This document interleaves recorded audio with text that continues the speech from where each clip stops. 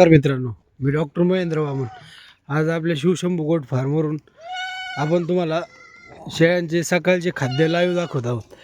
तर सकाळी 6 वाजता शेळ्यांना अशा प्रकारचा खुराक दिला जातो.